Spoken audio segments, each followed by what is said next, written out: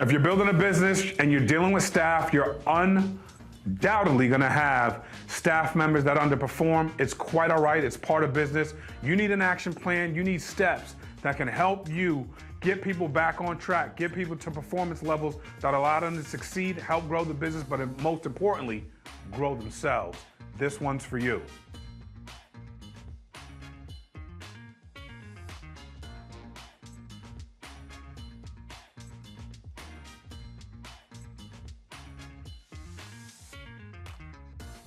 If you're in business and you have staff, people that you've hired to work for you that are going to be delivering on projects and tasks in a timely manner, you're going to encounter members from your business that underperform, 100%.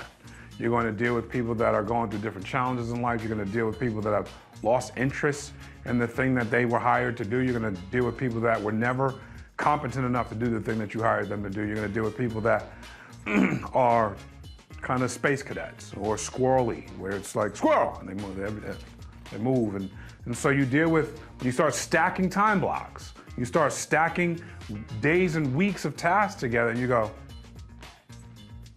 well, what's happening here? I don't see enough activity. I don't see enough execution. I don't see enough deliverables here.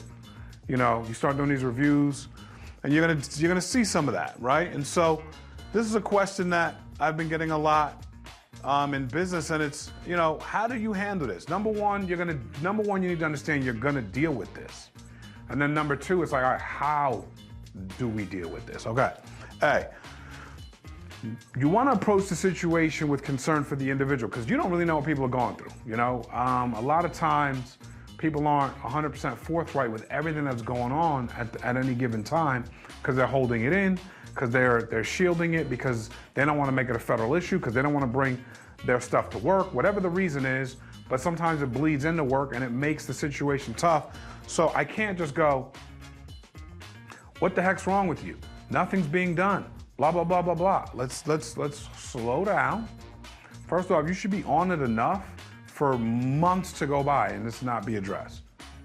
This should be more like a span of days, 3 to 7 days, 8 to 10 days. Like, it should not be weeks on end where you're frustrated by, you know, an underperforming staff member, okay? So you want to approach the situation with concern, because in any 7-day time frame or 4-day time frame, anybody could be going through anything, you know? And so having, you know, genuine concern for what it is that could be happening is very important, and having a, you know, just open-ended conversation, you know, like, hey, what's up? I noticed that, you know, your performance these last, you know, few days, this last week, this last 2 weeks, hasn't been up to your usual standards. There's something I need to know. Well, what's going on? Or just a check-in. How you feeling? How's it going? What's happening right now? What's going on in your world? These things are going to help you get a better window in. People are generally honest. They're gonna generally try to, you know, keep you up to speed, especially if they feel like you have their best interests. If they feel like you don't have their best interests, then they're not gonna be honest. So that's why the tonality, that's why the approach, that's why the care is so important, because people just want to be treated like a human being. They just want to know they're cared for, respected. That's how trust gets created. So B, listen attentively and actively. Like, nothing's worse than you asking them a question, they're pouring out to you, and you're not paying attention. You have no idea what they're saying. You have no idea where it's leading. You have no idea where the pain comes from, or what the struggle is, or what's happening in their world. Listen actively and attentively, because it's going to give you the answers you need. It's going to help you guide the situation. You're going to find yourself in a situation where the verbal and nonverbal if you're attentive, the verbal and nonverbal communication will help you help them. At the end of the day, we don't want underperforming staff people or employees. We're not looking for that, okay? But if that's happening, we just want it fixed. I'm not looking, like, this isn't a, you know, full-on, you know, business raid. I'm trying to figure out how I can help you get back on track, or how I can help you get on track, or how I can help you elevate your track. That's all we're trying to do. And so, attentive and active. C, provide feedback and confirm what you heard. This is a tool that's very underrated. And I didn't know it was that highly rated until I did this exercise with my spouse. And I was talking to my wife, and we were going through something, and it was like, and the course we were taking, it was a marriage course. The course we was taking was saying when people talk, you want to like gather what it is they're saying, and you want to say something to the tune of, so what I hear you saying is, and repeat what they say. I thought that was like so corny and so like almost like disrespectful. Like, so what I hear what you saying is. And then I realized like that affirms people so much. Like I can't tell you the power of, so what I think I hear you saying is, and then if you don't get it, they're so excited to go, well, actually, yes, but this. Well, no, that's not what I'm saying. I actually mean it this way. It is a true back and forth dialogue. The ultimate sign of respect is, so what I hear you saying is, and then repeating what they said. That's like, I just thought that was so corny. But right, I'm realizing that's like a real tool. It's a winning tool. It's a winning tool in every area of life and business, because most people just want to be heard. And so if you're hearing them, mission accomplished. And I think when we're talking about attentively and active listening, and then being able to say, so what I hear you saying is, and repeat, whew, I never thought that was that big a deal. And now I realize it's massive. Like I'm actually getting better at it, because my revelation is probably within the last 18 months, 12 months. So I'm actually getting better at this right now of, goodness, so what I hear you saying is, and it's actually good for me too, because now there's no way we're not tracking north and south together, right? So this is a massive tool. D, set an action plan. So once we hear what they're saying, once we know what they're saying, now we're not racing to a conclusion. Now we're not cutting them off at the path. Now we didn't not listen at all, or listen to half of it, or once we get to C, and so what I hear you saying, and everyone's confirming the same thing, or they've course corrected your ability to hear what they need, what the second part of what they want you to hear, now we have full clarity of message. Now I can make recommendations. So you understand how much care it has taken place in A, B, and C, and how much we're trying to situate people in the right position?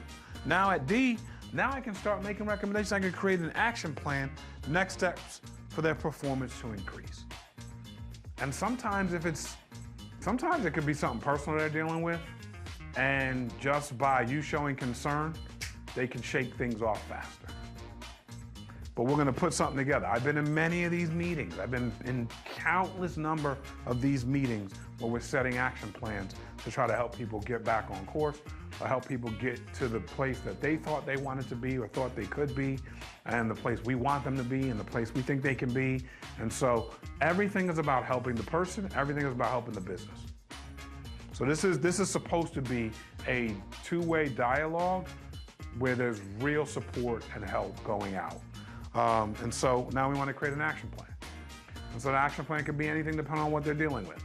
You know, if it's underperformance from a KPI standpoint, okay, so, you know, I sat down with people and I said, all right, so how do you manage your day? I come in, I do this, I do this, I do that, I do at this hour, I do this, I said, well, what if you decided to move this to this hour, did this, took your lunch, came back to, and so now I'm trying to help them with structure. We have to agree. It's not gonna be like, so no, your new schedule is this. That's not gonna work. It's gotta be a two-way street. And so the action plan is a two-way street. It's gotta work for the business, it's gotta work for the individual, and it's gotta make sense to their skill set. I don't wanna give an IT person an action plan of a social media producer or content creator. Those two action plans don't make sense, they don't align. I don't wanna read KPIs of my director of operations to my director of marketing. It's not the same KPIs. So we want to be in line with what it is they do. And then once we create the action step and the performance plan to give them the ability to increase their production, then we can go to E. We can offer regular feedback every step of the way. The cool thing about it is, so how's the last couple of days going on the action plan we set up? So what are some things you've done? What have you seen?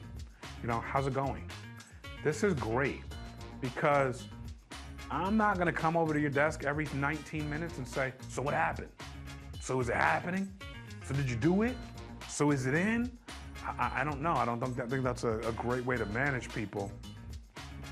I want to give people some time, space, let them collect their thoughts. Everybody's different. I could tell person A, we could be in the exact same position, exact same underperformance issue. I can give person A a strategy and they're going to internalize it one way. I can give person B a strategy and they're going to internalize it an entire different way. I want to give them time to acclimate the thoughts to the person that they are. I've been around extreme processors who need time to process information. I've been behind people who are really fast, and they're so fast they don't hear or adhere to anything we talked about. They just zoom and they just run. And I've been around people that, get back to their desk and figure out a strategy and a plan, and they come back to you and they go, hey man, thank you so much. I put these necessary steps in. It's amazing working with people and how you can reach them. So F, give a deadline, set the next meeting. So I think it's important that our huddle, that we had this underperformance issue, we both know about it, we both addressed it, whatever the deal, let's set a date. Could be 2 weeks, could be 1 week. I don't know if I'd go much further than that. Now look, if you're the CEO and you've got 10 people direct to you, that might be challenging. If you have some managers in place, there should be a weekly meeting with their manager. If you're CEO, you have a small business, yeah, that's you. And so you got to kind of figure out where you are. Obviously, you run a 30-person company, you've got to have leaders in place to act this stuff out. And so I would think 1 week is amazing, and that's a check-in. We're looking for change, we're probably looking for 30 days. But check-ins, week, 2 weeks, hey, we'll check back in 2 weeks, see how this has worked for you. We'll check out back in next week, see how this has worked for you. So I like the check-in, but I think if we're looking for change and we want to see tangible change results, we're looking at probably 2 weeks to 30 days, probably more on the 1 month side. But a definite check-in by the 2 week midpoint. We don't want people floating for 30 days with no direction. That's probably not a great idea. And then last but not least, provide training and resources. So it's not just the check-in, it's not just meeting, it's actual training and resource. Sometimes the people are ill-equipped because you didn't equip them. I've been in that position where I'm like trying to help someone who's underperforming, but they were never equipped with the information to do the thing I'm asking them to do. And then I gotta back the truck up and I gotta make sure we provide them with the training and the resource. I've also been in a position where people have been overtrained and has plenty of resources at the fingertips and haven't utilized it. So now what I want to do is create a system for them to utilize the actual training and resources. And now my check-in is more about the accountability to the resources and training that they had their fingertips on. Did they use it? Can they recite things back to you? Do they know where things are? Have they utilized it? And so every single step here is, again, to give you a valuable way to work with people and to keep them engaged in the business and to let them know that they matter, let them know that they're human, let them know that they're a valuable member of the team, and that all these things are important when building and working with people. And so as you find yourself in different situations, there might be a different set of steps, but this is how I would deal with your staff member who may be underperforming or may have had may have been sidetracked for a course of a period of time, to try to get them back on track, to try to get them to the level of performance they're capable of, to try to see people not for who they are, but for who they can become. The bigger your organizations get, the more people you're gonna deal with. The more people you're gonna deal with, the more you're gonna have these type of systems in place. This stuff is gonna help you. This obviously isn't the end all be all, but this stuff is going to help you. The bigger the organization, the more people you're dealing with, the more systems you might have in place, the more standard operating procedures you have in place. But this is a great guide for you to kind of walk the path of a small business and some things that you can do to try to help people become the best versions of themselves. Please comment. Let's open up the dialogue. We want to come alongside you and give you some tools. This stuff has worked for me for countless years, and I just want to try to provide value. Also subscribe to the channel. We only exist, we only can grow, we can only reach more people if you let the people know who we are. Subscribe, we love you, God bless.